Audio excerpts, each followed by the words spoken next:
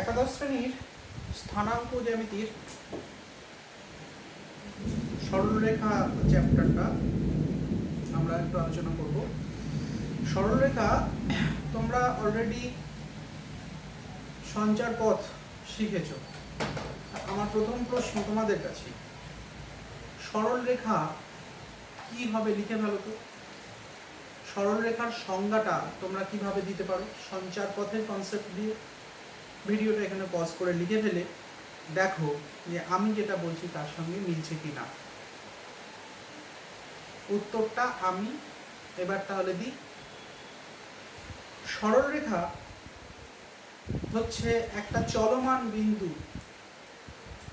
যে চলমান বিন্দু কোনো দিকে কোনোরূপ দিক পরিবর্তন না করে দুদিকে অসীম পর্যন্ত বিস্তার লাভ করতে পারে বা অসীম পর্যন্ত যেতে পারে, সেই চলমান বিন্দুর যে সঞ্চার পথ সেইটা হচ্ছে সরলরেখা। তাহলে আজকে আমাদের আলোচ্য বিষয়বস্তু হচ্ছে সরলরেখা বা স্ট্রেট লাইন।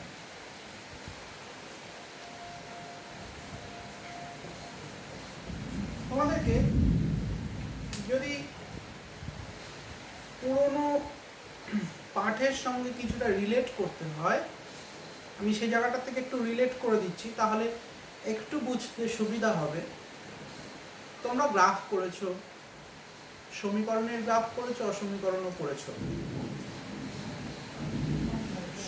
সমীকরণের গ্রাফের মধ্যে দেখেছো যে রৈখিক সমীকরণ, যেটা এক্স বা ওয়াই এর একমাত্রিক যে সমীকরণগুলো দেওয়া ছিল, তাদেরকে যখন আমরা গ্রাফে প্লট করেছি, সেই গ্রাফগুলো সব সময় কিন্তু সরলরেখা এসেছে। যেমন একটা উদাহরণ হিসাবে আমি বলি, 2x + 5y = 10, এরকম একটা সরলরেখা বা এরকম একটা সমীকরণকে যদি তোমরা সমাধান সেট নিয়ে তাকে গ্রাফে প্লট করো, তাহলে কিন্তু এটা একটা সরলরেখাকে নির্দেশ করবে। সরলরেখাটা কীরকম হবে? x অক্ষকে 5, 0, y অক্ষকে 0, 2 বিন্দুতে ছেদ করে যাওয়া একটা সরলরেখা। ধরা যাক নাম দিলে AB। মানে এই যে সমীকরণটা, এই সরলরেখাটা গ্রাফে বা ছবিতে হবে AB। তার মানে যত রৈখিক সমীকরণ তোমরা পাবে, মানে এক্স আর ওয়াই এর একমাত্রিক যে সমীকরণগুলো, সবাই সরল রেখাকে নির্দেশ করে। ঠিক আছে, আমরা ধীরে ধীরে আরো ডিটেলসে যাব।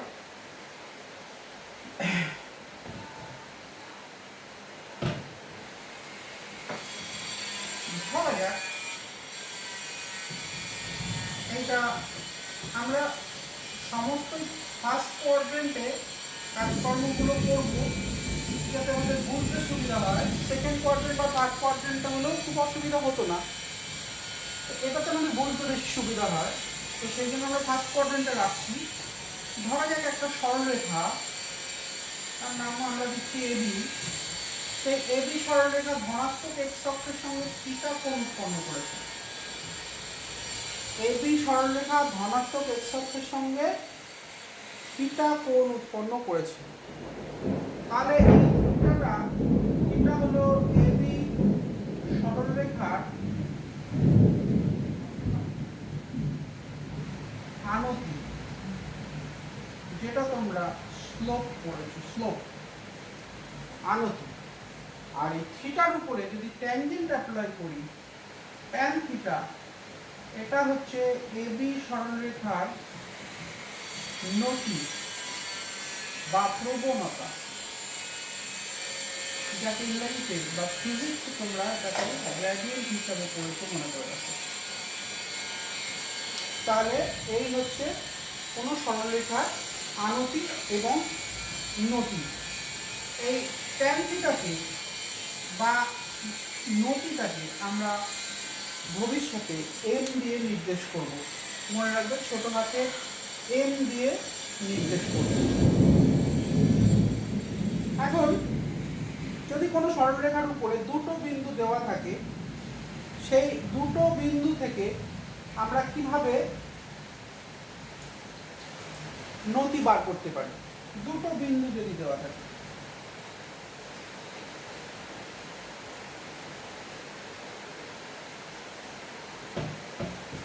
ধরা যাক এই সরলরেখাটার উপরেই এই বিন্দুটা x1 y1 আর এই বিন্দুটা x2 y2, এইখানে লম্ব টানছি, তাহলে এটা যদি থিটা হয় তাহলে এটাও থিটা হবে। আচ্ছা,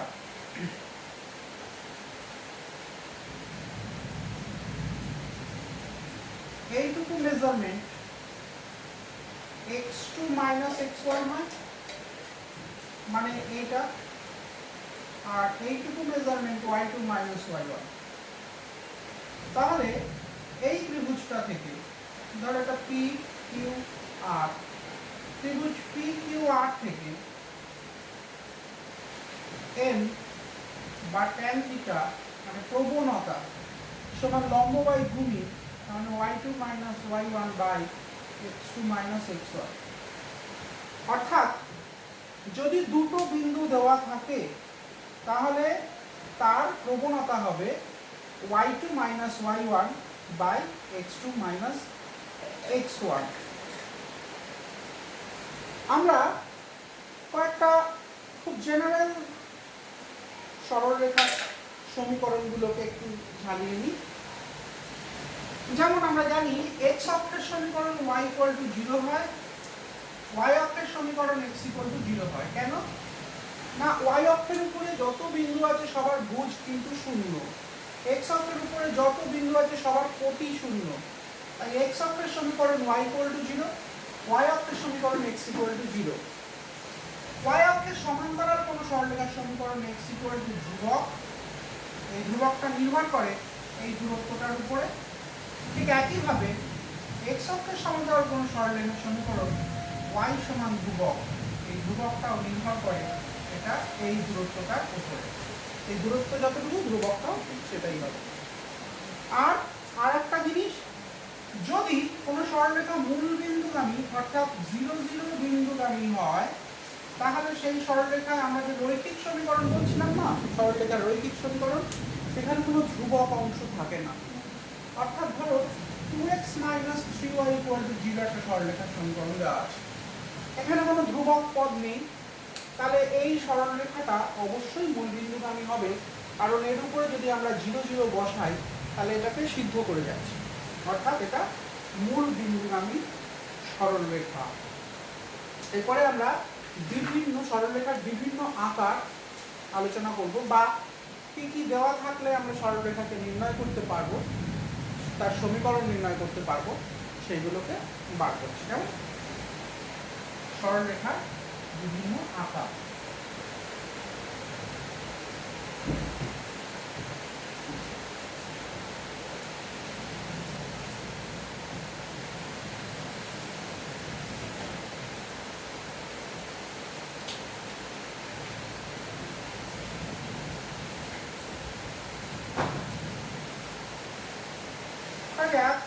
সরলরেখার শুধু একটা বিন্দু দেওয়া আছে, x1 y1 বিন্দু দেওয়া আছে, আর এর প্রবণতাটা দেওয়া আছে, মানে এই সরলরেখাটা x1 y1 বিন্দুগামী আর প্রবণতা হলো m।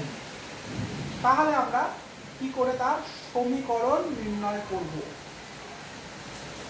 আমরা আর এই যে সরলরেখাটা একটু এঁকে নিই, আর এর উপরে যে কোনো একটা বিন্দু xy নিয়ে নিই, চলমান বিন্দু, তাই তো?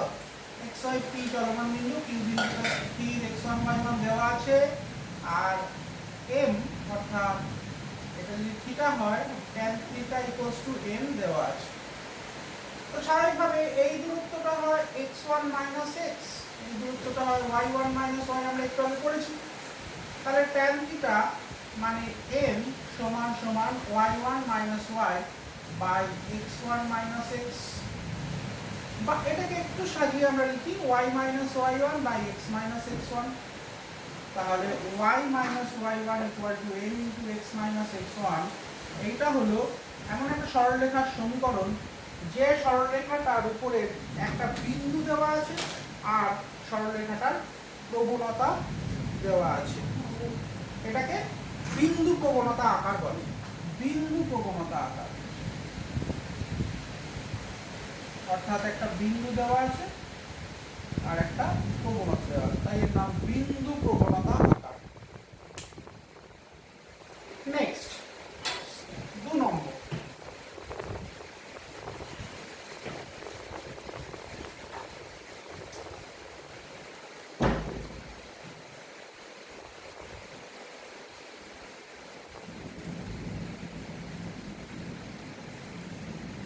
ধরা যাক এরকম একটা সরলরেখা,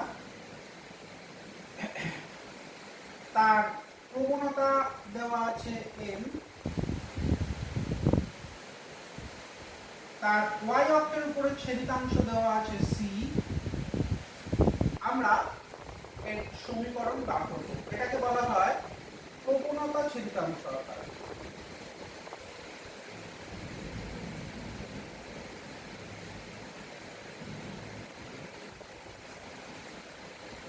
প্রবণতা ছেদিতাংশ আকার। আমরা একটা চলমান বিন্দু xy ধরে নিলাম, pxy, লম্ব টানলাম, এখান থেকে লম্ব টানলাম, তাহলে এটা হলো থিটা, এটা হলো y মাইনাস c, এটা তো x। তাহলে m মানে tan থিটা কত দাঁড়ালো? y minus c by x, y minus c equal to mx, অর্থাৎ y equal to mx plus c। এই সমীকরণটা হলো আমাদের প্রবণতা ছেদিতাংশ আকার। অর্থাৎ যদি প্রবণতা m দেওয়া থাকে আর y অক্ষের উপরে ছেদিতাংশ c দেওয়া থাকে, তাহলে তার সমীকরণ হবে y equal to mx plus c। Is that clear?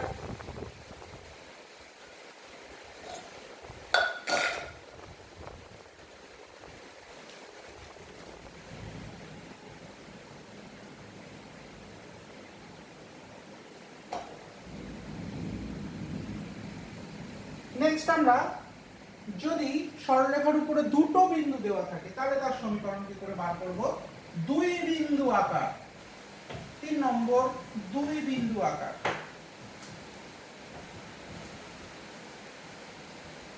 অর্থাৎ কোন সরলরেখার উপরে দুটো বিন্দু দেওয়া আছে, তার সমীকরণটা কি করে বার করব? ধর এটাই একটা সরলরেখা, এখানে x1 y1 বিন্দু দেওয়া আছে আর এটা x2 y2 বিন্দু দেওয়া আছে, তাহলে তার সমীকরণ কি করে বার করব? লম্ব টানলাম, এটা টানলাম, এটা হলো থিটা। আমরা স্বাভাবিকভাবেই অত ডিটেলস না লিখে আমরা এটা বুঝতে পারছি যে এটা x2 মাইনাস x1, অলরেডি এগুলো লিখছি আমি আগেও ভিডিও, মানে আগের প্রমাণগুলোতেও। তাহলে m ইজ ইকুয়ালস টু হচ্ছে y2 minus y1 by x2 minus x1, m মানে tan থিটা। আবার m যদি আমরা এর উপর একটা চলমান বিন্দু xy ধরে নিই, তাহলে m আমরা এর আগেও বের করে দেখিয়েছি কত হতো, y1 minus y by y minus y1 by x minus x1। তাহলে এই হচ্ছে আমাদের দুই বিন্দু আকার।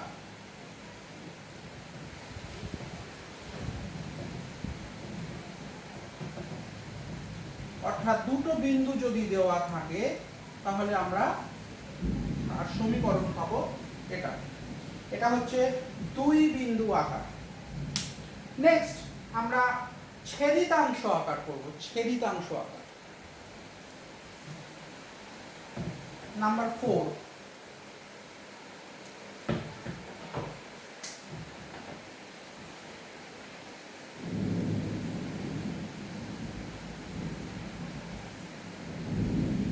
ছেদিতাংশ অর্থাৎ x এবং y অক্ষের উপরে কি কি অংশ ছেদ করেছে তার উপর ডিপেন্ড করে তার সমীকরণ তৈরি করা হয়। এটা অনেক সময় ক্লাস 10-এ শর্ট করার জন্য অঙ্ক বলে থাকতে পারি এক্স অক্ষের উপরে a0 বিন্দুতে, ওয়াই অক্ষের উপরে 0b বিন্দুতে এটা ছেদ করেছে, তাহলে আমি কি করে এর সমীকরণ বার করতে পারবো? কি করে এর সমীকরণ বার করা যাবে? তা যেহেতু দুই বিন্দু দেওয়া রয়েছে, আমরা যদি দুই বিন্দু আকারের যে সূত্র সেটাকে যদি কাজে লাগাই, দেখি কি হয়, দেখা যাক হয় কিনা আদৌ। অর্থাৎ y মাইনাস y1, এখানে আমি যদি এটাকে x1 y1 ধরি, এটাকে আমি x1 y1 ধরে নিলাম, আর এটাকে আমি x2 y2 ধরে নিলাম, তাহলে xy চলমান বিন্দু এখানে আছে, y মাইনাস y1 অর্থাৎ 0 equal to y2 minus y1 মানে b minus 0 by x2 minus 0 minus a into x minus xy, বা y equal to minus b by a x minus a, or ay equal to minus bx plus ab, or bx plus ay is equals to ab, or x by a plus y by b is equal to 1, দুদিকে ab দিয়ে ভাগ করে। দেখো কি সুন্দর চেহারাটা হলো। x অক্ষের উপরে ছেদিত অংশ a একক, y অক্ষের উপরে ছেদিত অংশ b একক, তাই x by a plus y by b equal to 1। কি সুপারলি এটা আমরা ক্যালকুলেট করতে পারি। এটা ক্লাস 10 এ শর্ট করার জন্য অঙ্ক অনেক সময় এগুলো বলেছি, হয়তো মাথায় আছে কিনা মনে করে দেখো। নেক্সট আমরা লম্ব,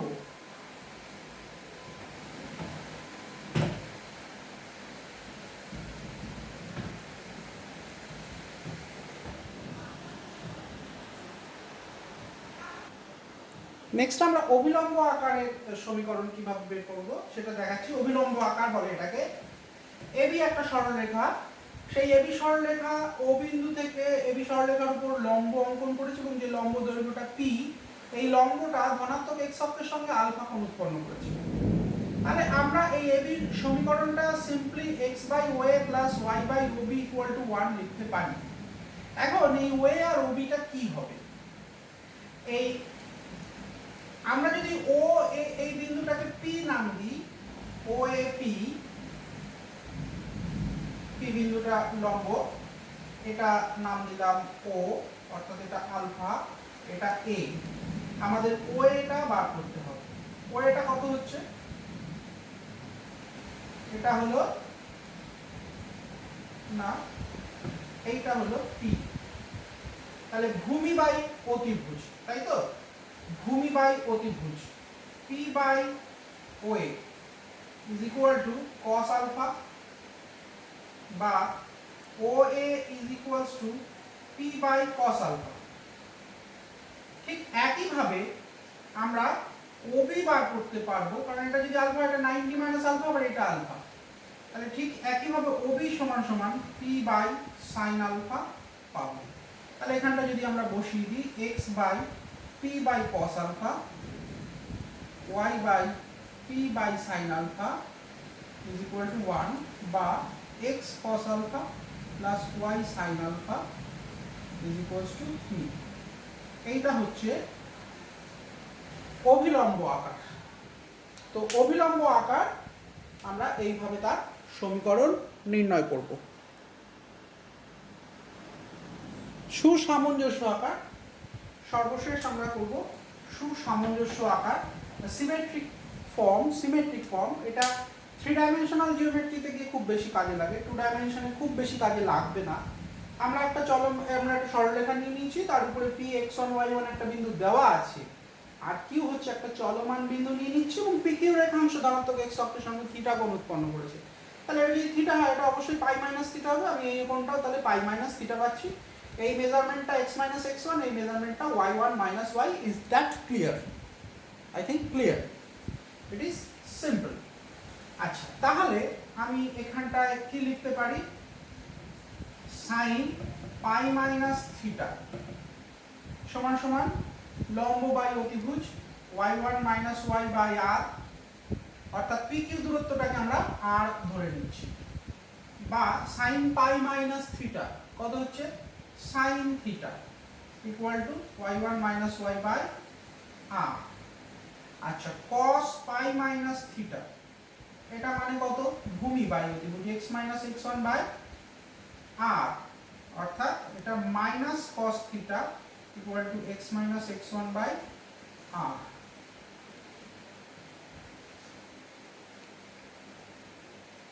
x minus x1 by cos theta, বা এটাকে আমি মাইনাসটাকে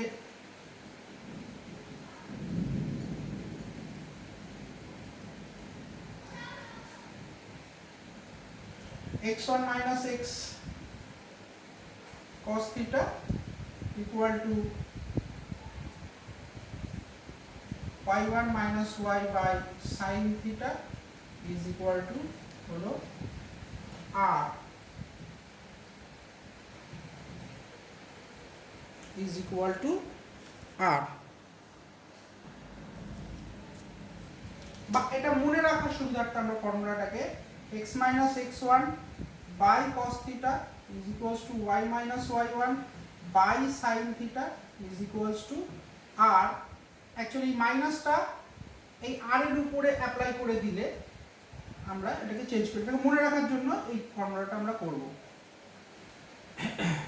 x minus x1 by cos theta y minus y1 by sin theta equals to r।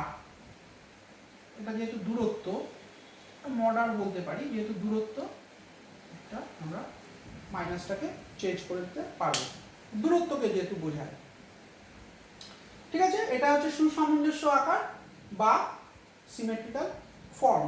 তো এইভাবে বিভিন্ন আকারের আমরা সরলরেখা পাই, এবং সরলরেখার সবচেয়ে সাধারণ আকার যেটা সেটা হলো ax plus by plus c equal two 0। এটা সরলরেখার সবচেয়ে সাধারণ আকার, এটা লিখে নাও, সরলরেখার সবচেয়ে সাধারণ আকার। আচ্ছা এই জায়গায় যদি কোনো কনফিউশন থাকে, আমরা যদি xy পয়েন্টটা এখানে আর x1 y1 পয়েন্ট এখানে নিই, তাহলে আমাদের মাইনাস কিন্তু থাকবে না, এবং এটা যেহেতু দূরত্বটাকে বোঝানো হচ্ছে, তো সেক্ষেত্রে এটা কিন্তু মাইনাস আর থাকবে না, প্রবলেম হওয়ার কথা নয়। আর এটা সরলরেখার সবচেয়ে সাধারণ আকার ax plus by plus c। এই আকার থেকে আমরা বিভিন্ন রকমের সরলরেখা তৈরি করে নিতে পারবো, বিভিন্ন আকারের সরলরেখা তৈরি করে নিতে পারবো। তো আপাতত এই ক্লাস এই পর্যন্তই, আমি আরও কয়েকটা টপিক এরপরে বলবো। তো তার আগে এর উপরে যদি কিছু অঙ্ক আমরা না করে নিই, তাহলে এই ধারণাগুলো আমাদের পরিষ্কার হবে না। সো আজকের মতো এই পর্যন্তই।